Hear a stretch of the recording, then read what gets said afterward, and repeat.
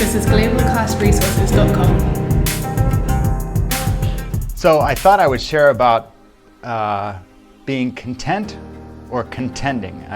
I like this idea of learning how to be content or when to contend. So content with a T or contend with a D. Very different things. Being content or learning how to contend, rise up and change things. And so most of us can actually relate to this quote from St. Francis, right? God grant me the serenity to accept the things I cannot change and the courage to change the things I can and the wisdom to know the difference. That's the kicker right there. So a lot of us, no matter where we're at, can relate to, I need to know when to be at peace with the things I can't change, when to rise up and have the courage to change the things I can, and the wisdom to know the difference. But St. Jude said it this way, and I find it much easier to remember St. Jude's quote. It goes like this: we need to learn when to be content and when to contend. We need to learn when to be content and when to contend. So let's unpack that a little bit. Content is a very important idea that I would love to grow in. I love how Paul says it in Philippians 4:12 and 13. He says, I know what it is to be in need, and I know what it is to have plenty. I have learned the secret of being content in any and every situation, whether well-fed or hungry, whether living in plenty or in want, and I can do all this through him who gives me strength. I'm like, wow. I would love to learn more how to be content in all of these things. But regardless, I think that a key operating system, a key element, ingredient for contentment is nurturing and cultivating and practicing an attitude of gratitude. There's always things that we can celebrate. This next breath is a gift. But most of us actually tend to be more in it's not fair when things happen that are not the way they should be. And yet, I think we can agree that, at least I have been feeling, that I'm so grateful that God is not fair. If I got what I deserved, I would not be standing here with you. And so I'm grateful for grace and for mercy and second, third, 100th chances again. But I realized when I was thinking about contentment that there is actually pseudo-contentment. There is fake versions of contentment. And perhaps fake contentment looks like just sticking your head in the sand and pretending that everything's okay. Denial, basically. I had this amazing opportunity to be in a river, in a boat there, and I looked at everybody in the boat and I said, you're all in denial. And it was actually the Nile that I said it in. They didn't appreciate that amazing pun opportunity. Anyway, it's not denial, and we're not talking about apathy, to just not care and have a kind of a meh attitude about everything. That's different. We need to face that sometimes our contentment is just apathy that comes from not believing that we can actually change anything. What about contend? So we talked a little about content and the fake versions. What about contend? So for us, we like to talk about this prayer that Jesus taught us. Thy kingdom come, thy will be done on earth as it is in heaven. And I feel that this is a very aggressive, subversive prayer. That's something you could shout from the front of a battle line. And then I found this verse that I hadn't seen before from Jude 3.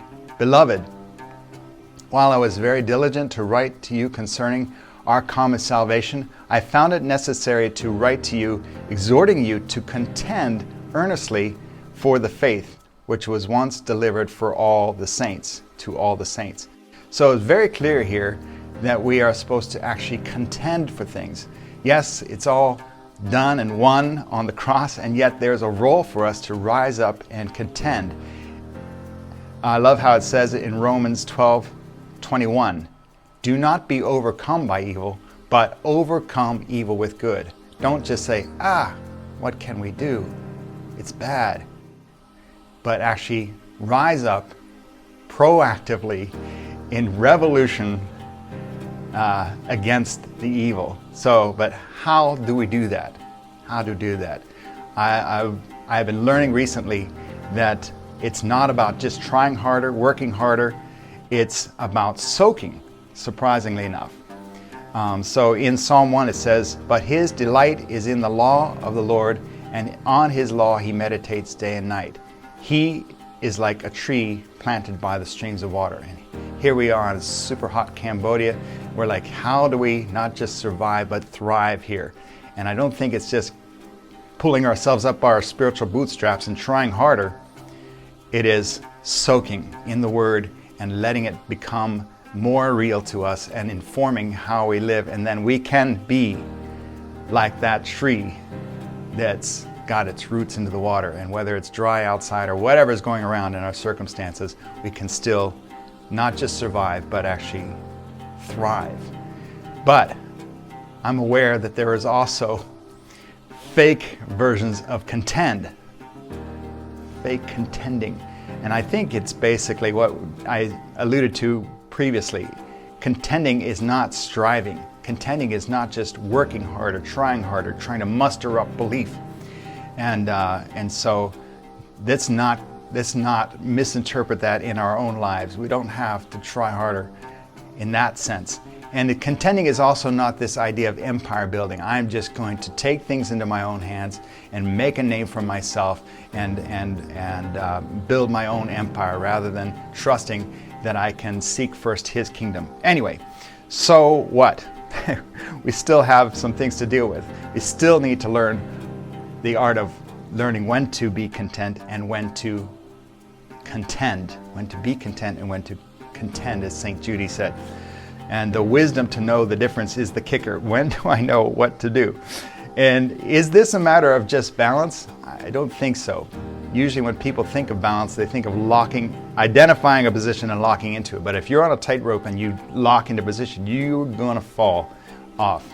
So this is a dependence on God daily to evaluate with Him, with His help, when I'm supposed to be content and when I'm supposed to rise up and contend for things, okay?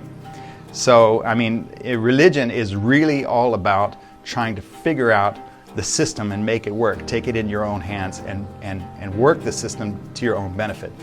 This is not what we're talking about. We're talking about a relationship with God who can help us, because there is no formulas. There is no set of patterns for every one of us. Each of us actually are on a very unique journey. Some have said our crosses have been tailor-made. For Christians, we're supposed to pick up the cross daily, which means take up the things that we're supposed to die to self to. But the tricky thing is that each cross is tailor-made for each of us.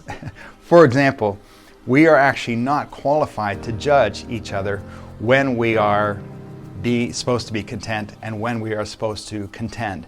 Because you probably realize that for some of us, we're quite good at being content. Maybe personality-wise, we're laid back and can roll with the flow.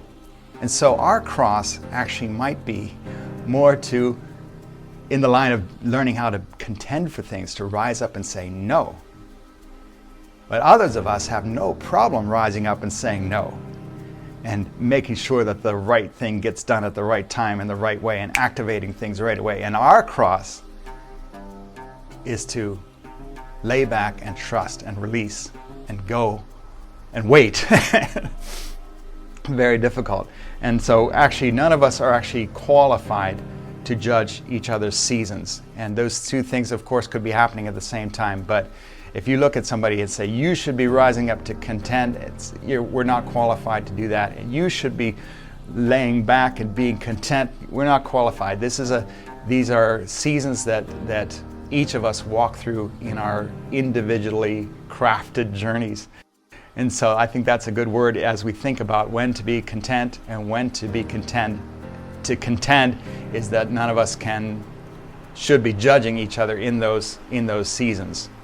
So I hope that's something that can put words to, I think, which is something that is a very common human experience. When do I just accept things and when do I rise up and try to change things, and how do I tap into the wisdom to know the difference between those things. And I pray that in this next season you will have a lot of that wisdom. Mentoring missions advocates. This is globalcastresources.com.